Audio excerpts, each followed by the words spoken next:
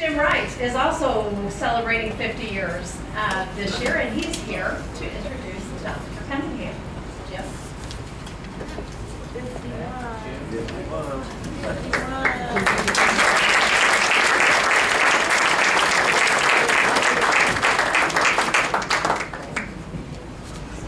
Good afternoon, everyone. My name is Jim Wright, and actually, I'm a class of 65. The program says 66, and I had several instructors at the high school thought I should be in class of 66. I fooled them, and I graduated in 65. Mike Carroll back there. Went on to Illinois, and I graduated in 4 years. I was in the top 90% of my class there.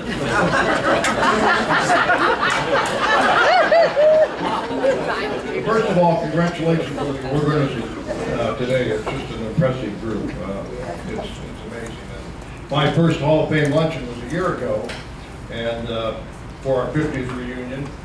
And we had, I'd like to brag a little bit, but so the class of 65 had 3 winners last year.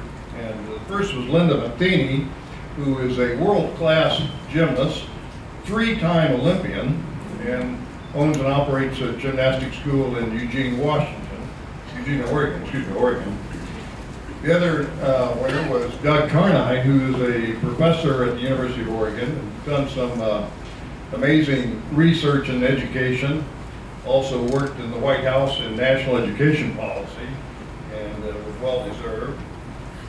Our third winner was Mike Carroll, and several of us in the class weren't really quite sure why Mike Carroll.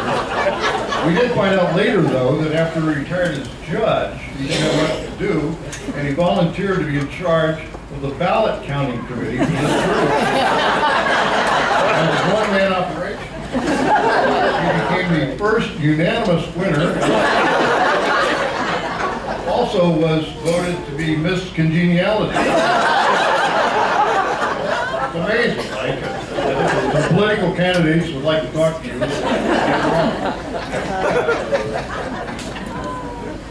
So, I spent 11 years with a class of 66, being 1 year senior, and when I saw this last year, I thought surely there would be some well-deserved recipients in this class of 66, and I searched my brain and did not come up with it.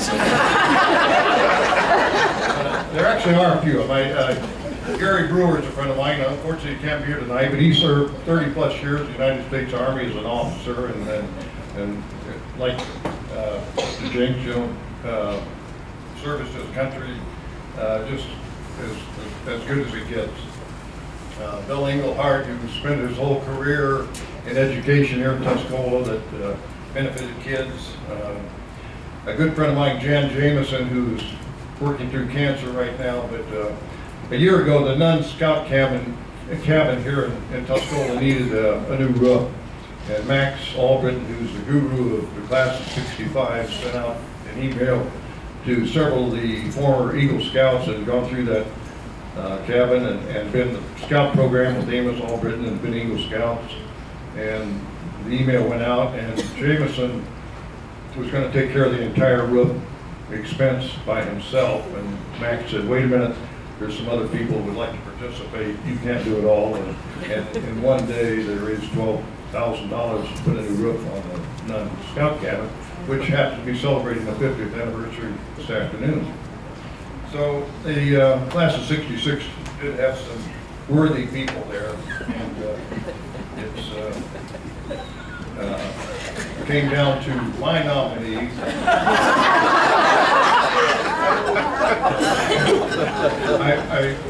Dr. Cunningham, and I told several of your classmates, Bill, that I was nominating Dr. Cunningham.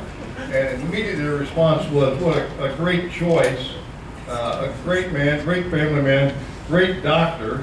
He took care of us back in 1960. I had to say, not that Dr. Cunningham. We're talking about Puff here. I found out the definition of stunned silence. Bill and I have been in communication over the years, and we don't see each other very often, but we kind of keep track of each other a little bit. Of course, through Sister Joellen, and Bill has done some amazing things in the medical field and working with inner city youth and inner city programs, both in Michigan as a hospital, as a doctor, hospital administrator, international research for environment and the condition and the effect it has on medicine. He's done some great things dealing with sports programs for inner city youth. I think the thing that thumbs it up very much is that he likes to work with the population that's less fortunate and vulnerable. And he's done a wonderful job doing that. And he is well-deserved, and I'm happy to present my friend, Dr. William Cunningham.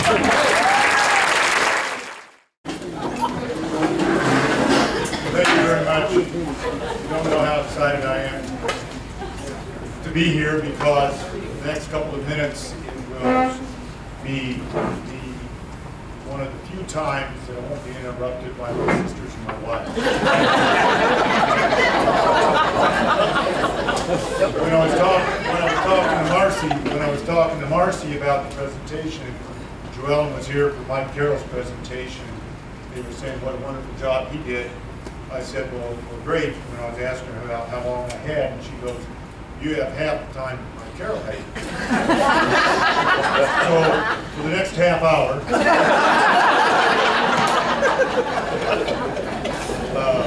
and by the way, Kate Weiss, I hope they have a video of your presentation, because we're going to send that to Seinfeld.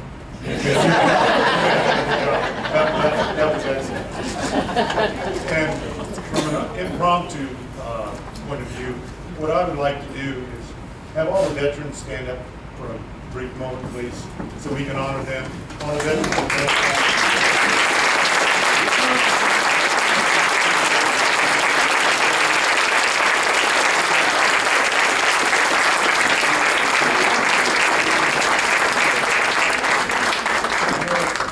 Really them, and that is why we are here and able to celebrate today. It's because of them and their ability to keep us free. So really thank you very much. And my brother Mike is also in Vietnam, and thank you, Mike, for serving your country.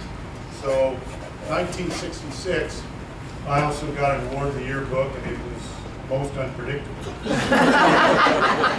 Mark Toomey sitting over there, and he told me, he said, you know, I wish we had a lotto back then, because I would have bet $1 for you standing up here today, and probably would have won $3 million. But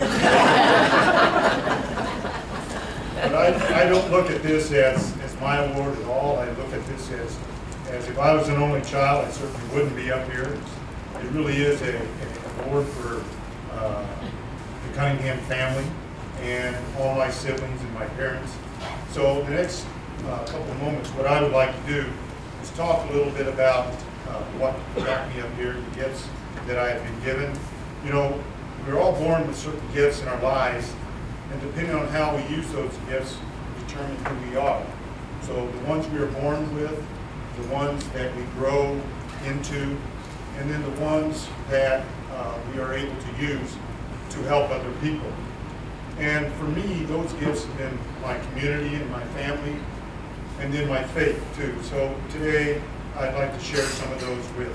First, the gift of community, that is Tuscola and the people in Tuscola, that every time I go abroad, I realize the foundation that helped create us going through Tuscola and Tuscola High School. And I'll give you a real, not so recent vignette, but one that we can all relate to with the recent hurricane. 6 years ago, I got a phone call, and at that time I was in operations in the hospital, from Dr. Edmondson, who'd been going down to Haiti, and he said, Bill, they just had a devastating earthquake. They're going to fly me down there. Is there anything you can do with me, with some pharmaceuticals or equipment? And in the past, I would sort of be able to give him, when he was going down through pharmacy and sort of the black market inside our hospital, we would be able to give give him equipment. So I just happened to say, Steve, you have a full plane.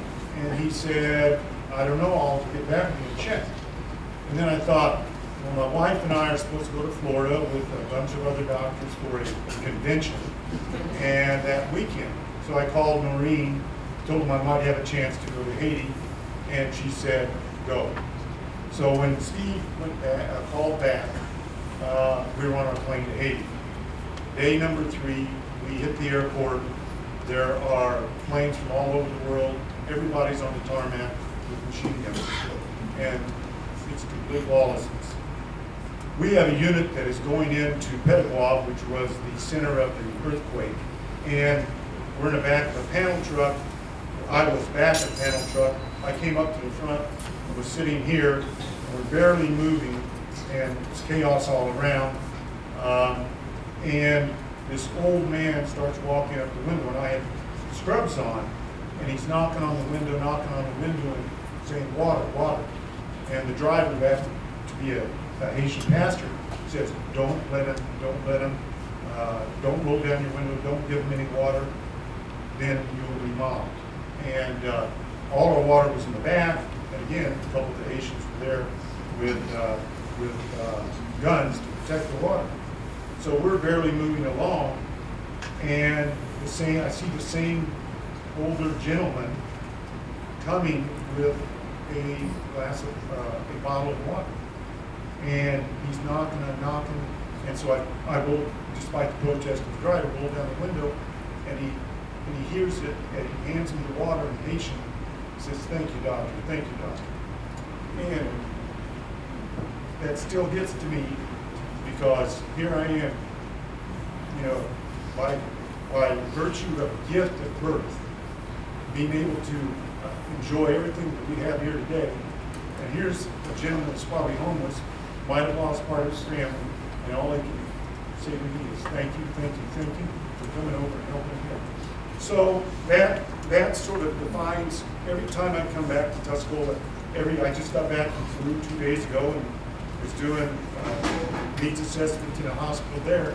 And again, I look at my grandchildren, and there's kids that are in the intensive care unit there that probably won't have the chance to live because they don't have the equipment and they don't have the proper drugs in order to save them from infection or something else. And so when I come back to this community, I look and say, you know, how, when you reflect with this award, how did I get to be able to stand up here?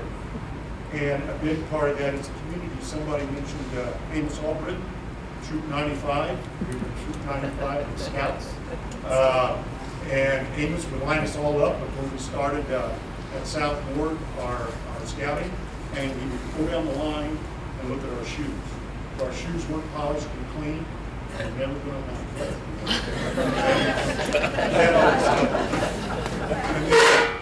Think about today and your children or grandchildren.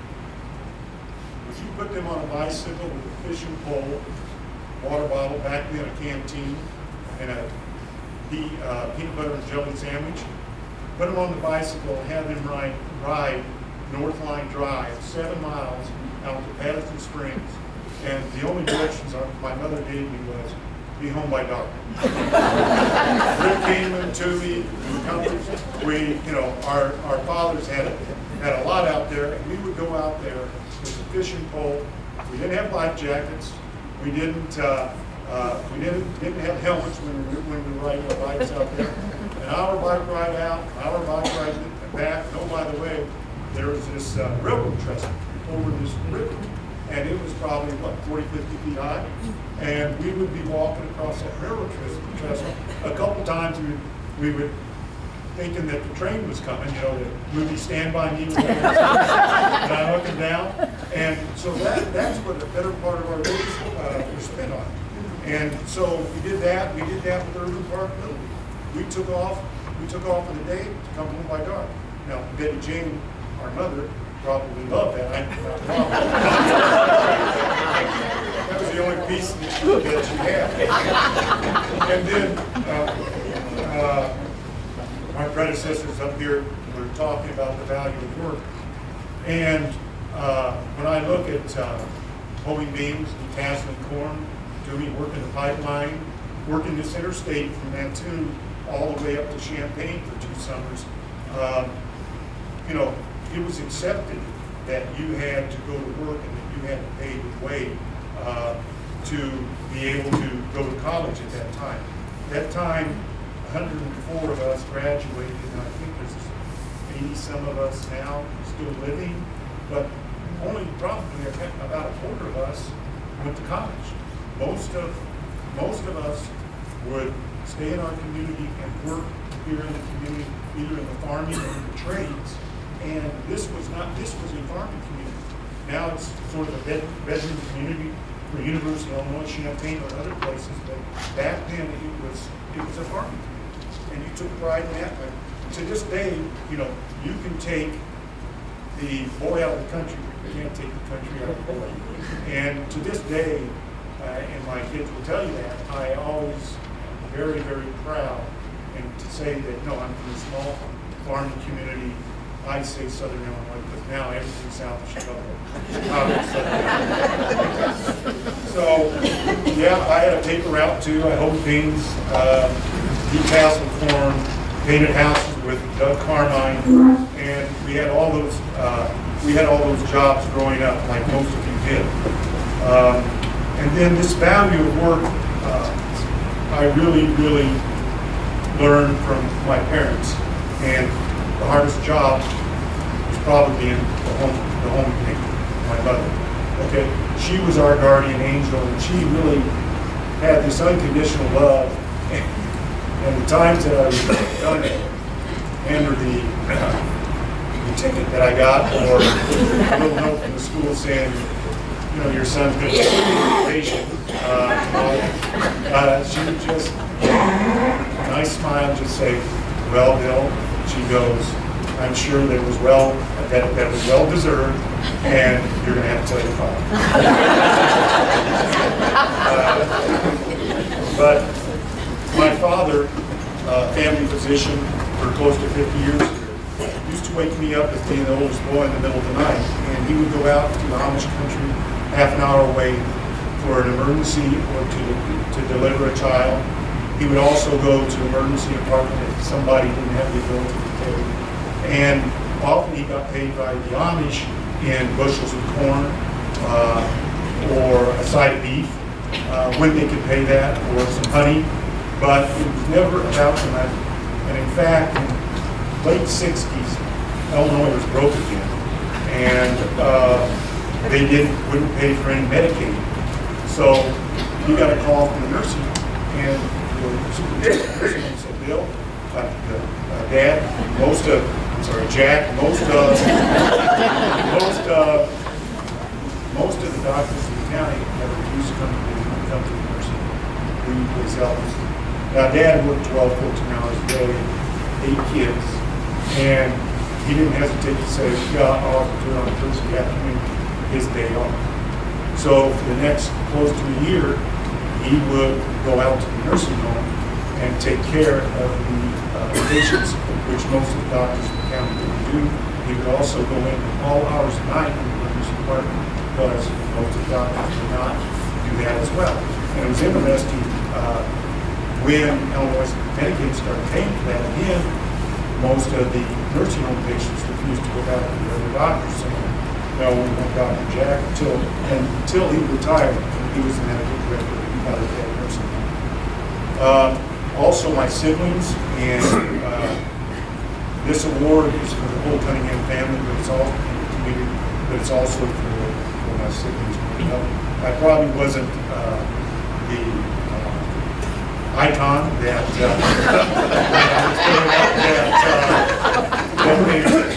wanted me to be. And I don't think any of them would have said when I graduated from high school, I want to follow his footsteps.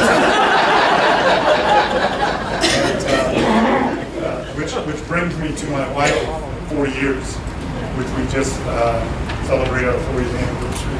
I tell my kids, 10 of the happiest years of my life. That's not a joke. But my wife for 40 years, in fact, can you say that? But my wife for 40 years, and I can still recall the day that I met her. She was up in Minnesota. When I walked up, I thought she was the most beautiful woman, and I still do. And she is the mother of 6 children, actually 5 children. We have a foster son. And she, to this day, still teaches and just recently got an award for being a 1200 faculty at Grand Valley State University. And she just received an award, 1 of 2, the senior faculty award at Grand Valley University. So,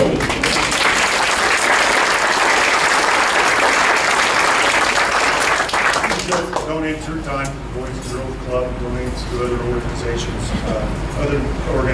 well.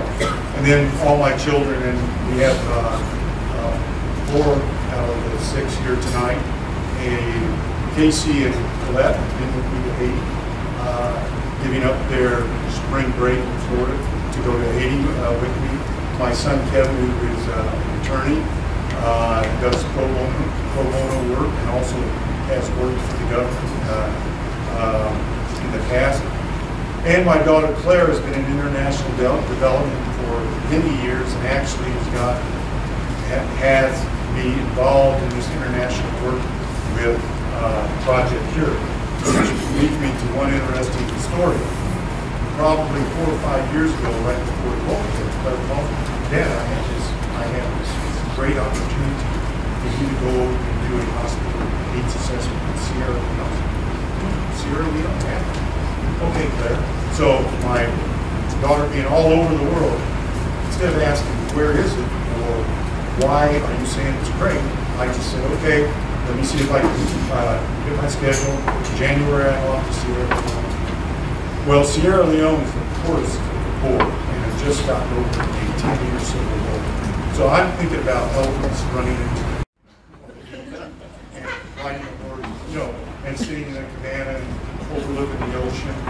There were not any streets. It took us to go from one hospital to another, maybe 30 kilometers. It would take us a half a day. We would turn a corner and we'd get out to get a fresh fruit, and I'd get out of the car, and all of a sudden I'd be mom with these little children go, white man, white man, white man. I mean, they didn't, it was the poorest of the poor.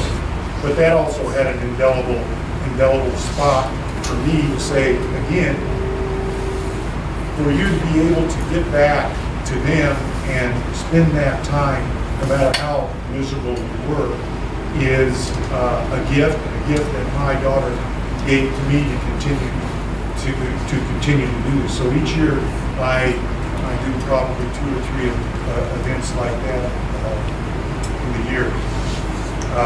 So my community and my family are gifts that I've been given and gifts that you have given me. And then my last one is my faith. 40 Martyrs Church. Father Casey back then, he was thundering velvet hand when it came to discipline. And if Father Casey said something to her parents, they didn't want an explanation. They just knew that Father Casey, was right. There was no explanation. So we had to go to these CCD classes with Norine Marie Cunningham, and she was reminding me about Sister Mary Walters. And Sister Mary Walters was about this high, but I was her favorite. I was her favorite target. So she had the eraser ready with the pointer, and I remember Mike coming home when he graduated Sister Mary Walters' class, and Mom saying, "How did it go?" And he goes, "Well, she hit me with the eraser," and she goes, "That's because you're Bill's brother." But that gift of faith early on sustained me and my family over the number of years. And I took my family to Rome 5, 6 years ago for midnight mass, and the whole neighborhood. And as we were doing our tour, I remember one of the churches, I think it might be St. Paul's, but there were two frescoes, one of the Good Samaritan and one of the Good Shepherd. And in the Good Samaritan is leaning over and bandaging the wounds of the injured person, and the other one there is a shepherd picking up a lamb, the lost lamb. And so that's sort of a biblical metaphor of where I am in my life, and reflection when I was going to say a few words here, of where I've been here in my life is as a Good Samaritan, you know, we all have the ability to care for others, to continue to care for others.